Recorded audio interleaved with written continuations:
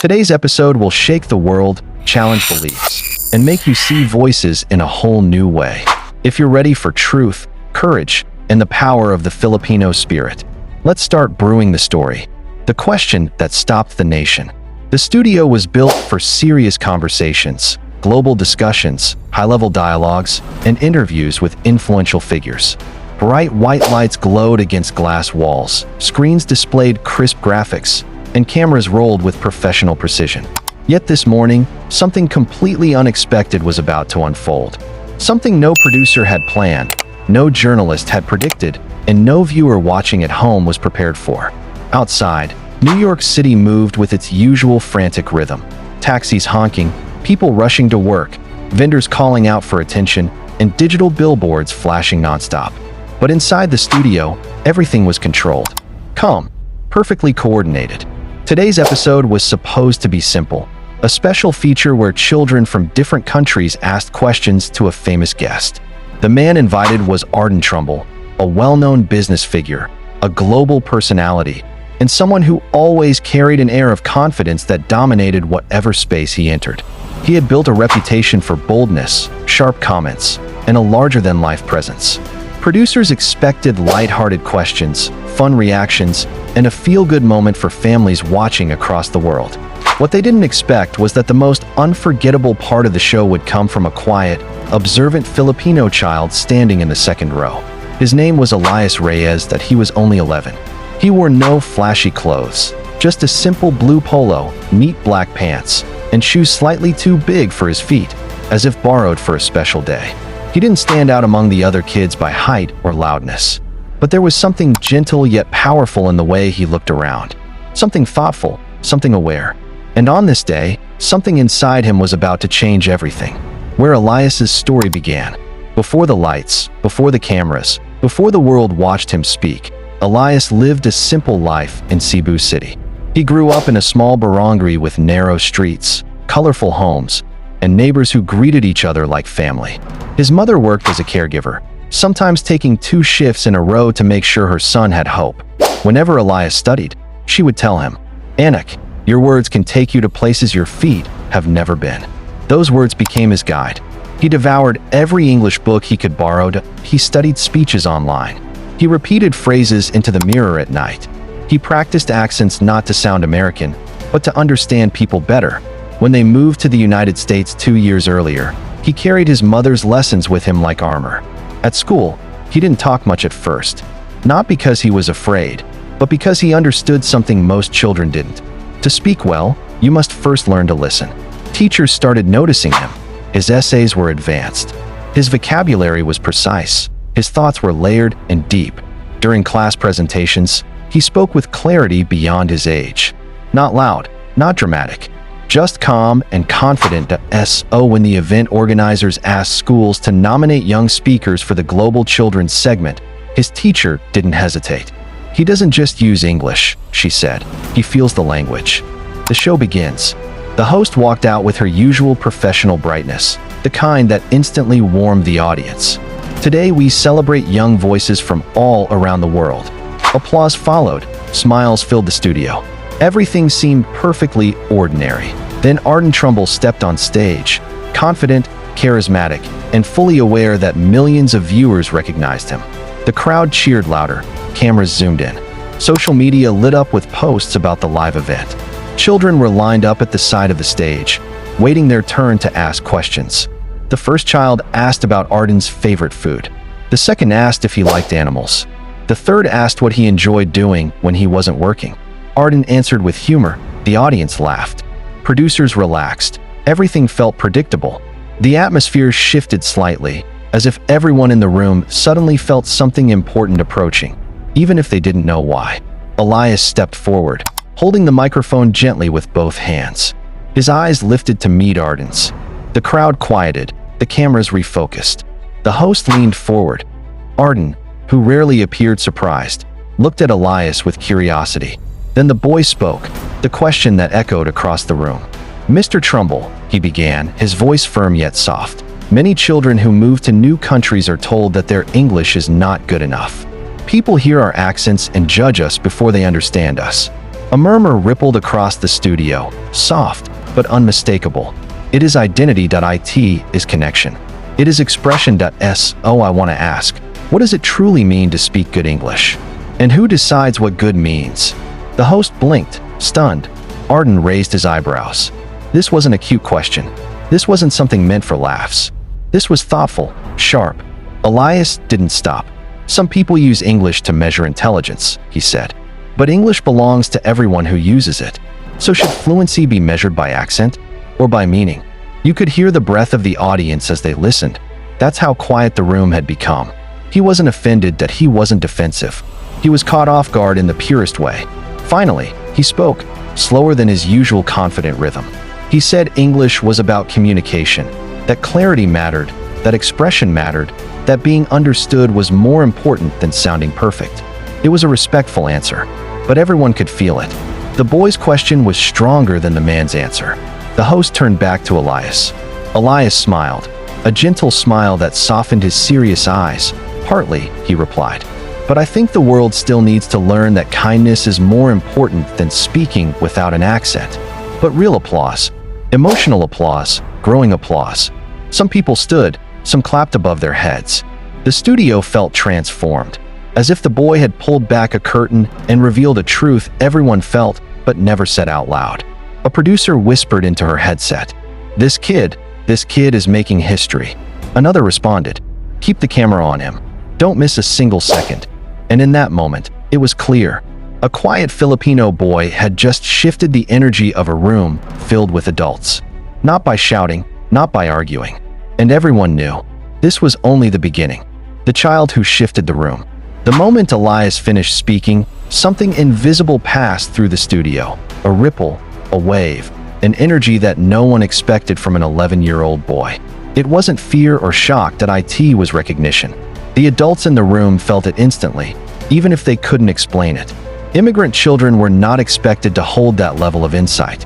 And a quiet Filipino boy was definitely not expected to deliver a question that made a global figure pause. But Elias did. The applause took a few seconds to settle. When the host regained her composure, she leaned toward him with genuine curiosity, her voice softer than before. "Elias," she began, "that was one of the most thoughtful questions we've ever had on this program. Can you tell us why this topic matters to you so much?" Elias stood still, the microphone resting gently in his hands. He wasn't nervous. He was simply searching for the most honest answer. "Well," he said after a moment, "when my family moved to this country, people sometimes thought my English wasn't good enough. They heard my accent and judged me before they knew me." A few audience members shifted, listening even more intently. "Some kids in school laughed when I pronounced a word differently," he continued. "Some adults spoke slowly to me as if I couldn't understand. But my mom always told me that English is not a test of intelligence. She said it is a bridge, something that helps people connect." He glanced toward the audience, then back at the host. "So I want kids like me to know they don't have to sound like anyone else to be respected." A soft murmur of appreciation rippled through the crowd. Camera operators exchanged glances, the kind of look that said, "We're capturing something important." The host gave Elias a warm nod. "That's beautiful," she said. Elias wasn't trying to be dramatic. He wasn't trying to make history. He simply spoke the truth as he understood it, and the truth landed harder than any scripted moment could have. The conversation expands. The host then turned to the other children on stage. "If anyone else wants to add something," she said, "this is your moment." A girl from Ghana stepped forward, her braids swaying slightly. She said she used to feel embarrassed about her accent until she realized it represented her family, her culture, and her history. A boy from Mexico admitted he avoided participating in class because he mixed Spanish and English together sometimes, and people laughed. A Korean girl shared how she practiced pronunciation late at night, afraid people would mock her for sounding different. One by one, the kids spoke, their voices layered like threads woven into a larger story. The stage that was supposed to be a simple entertainment set had transformed into something deeper, a mosaic of cultures, identities, experiences. And somehow, without planning it, Elias had opened the door for all of them. In the production room behind the glass, panic and excitement collided. "Extend the segment," one director said into a headset. "Don't cut to commercial yet," another insisted. "This is real," someone added. We're not interrupting this." Editors were already clipping segments for online release. Titles flashed across screens. 11-year-old challenges global figure with powerful question. Filipino child sparks conversation about language bias. Kids' wisdom stuns studio audience. Even though the show was still live, the world outside was already tuning in. The unexpected follow-up. As the children finished sharing their stories, the host looked back at Elias. "Elias," she said, "you started something meaningful on this stage today. How do you feel hearing the others speak?" Elias hesitated, then smiled gently. "It makes me feel less alone," he said. "Sometimes I think we're the only ones who feel judged or misunderstood. But now I see we're all carrying similar stories." The room softened. Then he turned to Arden Trumbull. "I also want leaders to understand how powerful accents really are. They show where we come from." Arden shifted slightly, like a man unaccustomed to being spoken to with such emotional clarity. The host caught the moment immediately. "Mr. Trumbull," she asked, "would you like to respond?" Arden nodded slowly. "Well," he said, "I think this young man has taught all of us something today. People do judge too quickly, that's true. And yes, leaders should set an example." He paused, searching for the right words. "I think accents should be celebrated. They show courage." The audience reacted positively to it. Wasn't about whether they agreed with Arden or not. It was the fact that an 11-year-old boy had guided the conversation into a place adults rarely explored. But Elias wasn't done yet. With gentle confidence, he asked, "Mr. Trumbull, do you think people sometimes ignore someone's ideas just because of how they sound?" Arden opened his mouth, then closed it. Cameras captured the moment perfectly. Finally, he answered, "Yes, I think that happens. More than it should." Elias nodded softly, accepting the answer without judgment. The audience felt the weight of the exchange, a child speaking truths adults had ignored for far too long. A woman wiped a tear. The studio was no longer just a studio. It was a moment. A shift. A spark. The host, sensing the emotional height of the conversation, gently placed a hand on Elias's shoulder. "You're inspiring so many children watching today," she said softly. Then she asked him one more question. "What would you like to say to kids who feel insecure about the way they speak?" Elias breathed in slowly. "I want them to know they belong," he said. "They don't need to erase their culture or hide their accent. Their voice matters, even if it sounds different. And the world needs different voices." The audience erupted into applause again. A few stood up. Some clapped with both hands above their heads. Arden Trumbull nodded again, this time with something that looked like humility. Camera lights reflected off tearful faces. The energy was unlike anything the show had ever captured before. Clips of his question began spreading on social media within minutes. Hashtags exploded. Hashtag Elias Speaks. Hashtag Filipino Pride. Hashtag Accent is Power. Hashtag The Voice of a Child. Teachers reposted it. Parents showed their children. Immigrants shared their own stories in the comments. Celebrities reacted with surprise and admiration. Linguists and educators praised his understanding of language beyond his age. The clip even trended in countries where English wasn't the primary language, because the struggle he spoke about wasn't unique to Filipinos, it was universal. People all over the world connected to the message. Your voice is bigger than your accent. The show comes to an end. As the segment neared its conclusion, the host looked at Elias again. "Before we end," she said gently, "what do you want to be when you grow up?" Elias looked around at the lights, the cameras, the faces watching him, and then he spoke. "I want to help people find their voice," he said, "because no one should feel small just because they sound different." It was simple, clear, powerful, and it struck the world like a silent thunderbolt. The entire studio rose in a standing ovation. Camera shutters clicked rapidly. Producers exchanged stunned looks. The host appeared emotional. Arden Trumbull nodded with sincere admiration.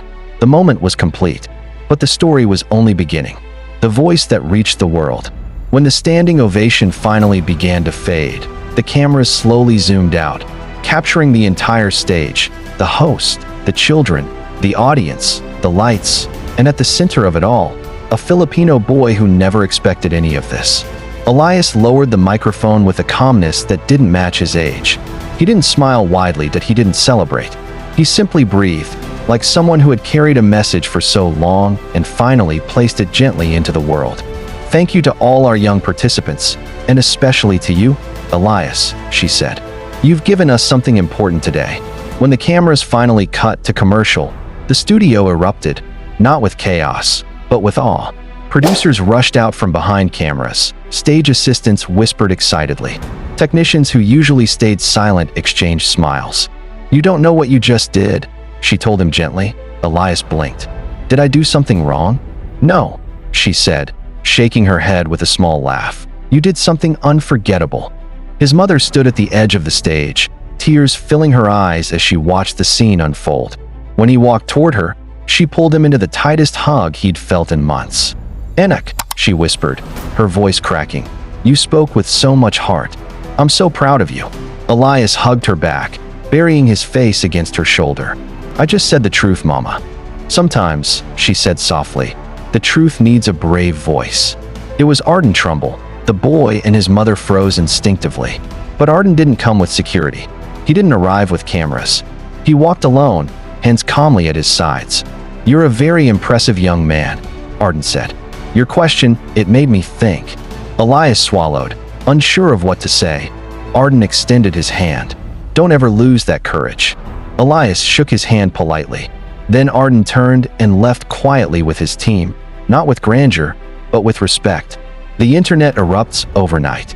By the time Elias and his mother reached the street outside the studio, their phones were vibrating endlessly. Notifications, messages, comments, mentions, shares.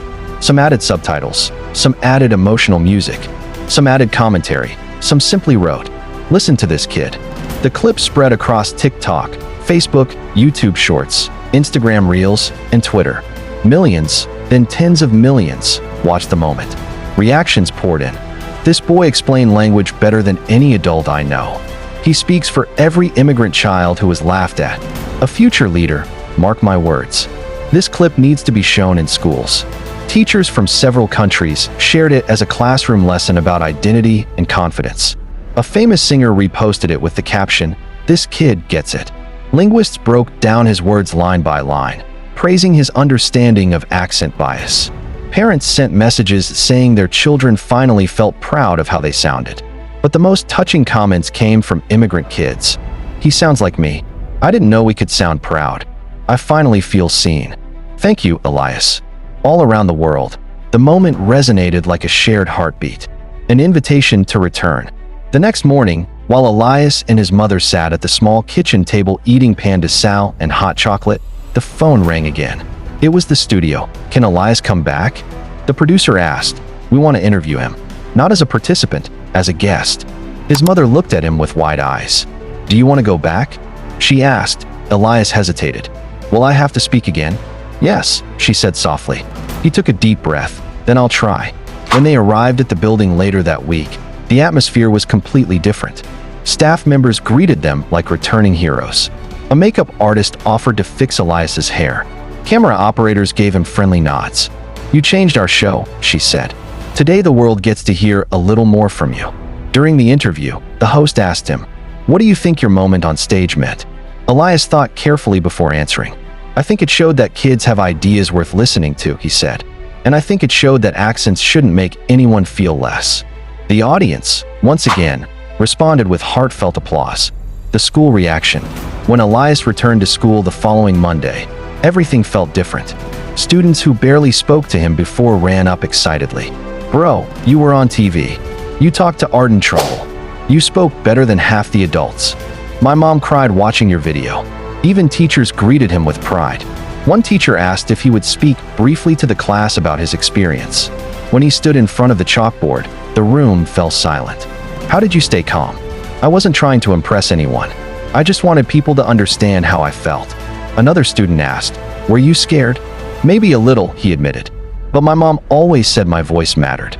His classmates clapped, not because he was famous, but because they felt something real in his words. Worldwide recognition. News websites began publishing articles.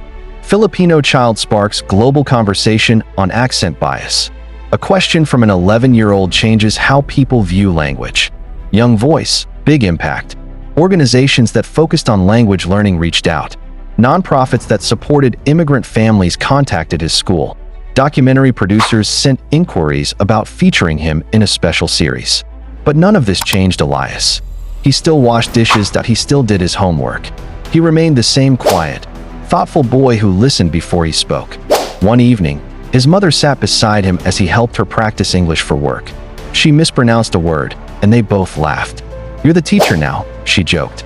"I just learned well from you." A final message to the world. Months later, Elias was invited to speak at a youth language conference. It is the story of where you come from. It is your history. It is your courage. And it's something to be proud of. This time, the applause didn't surprise him. He understood its strength, he understood its responsibility. The story ends, but the message lives on. Elias didn't set out to be famous. He simply spoke with clarity, kindness, and truth, and the world listened. Not because he was powerful, not because he was older, not because he was famous, but because his message was universal. A child reminded the world that voices, even young ones, deserve respect. And in the end, Elias didn't become a celebrity. He became something far more important. A reminder that courage can come from anyone. A reminder that identity is something to celebrate. A reminder that every voice, no matter how it sounds, has power. And somewhere out there, another child heard his story and whispered, "If he can speak, maybe I can too." This is the global route, where every story opens a new door. If this episode touched you, don't leave just yet. Hit subscribe, share your thoughts in the comments, and stay close, because the next story is even deeper, even bolder, even more unforgettable. See you in the next cup.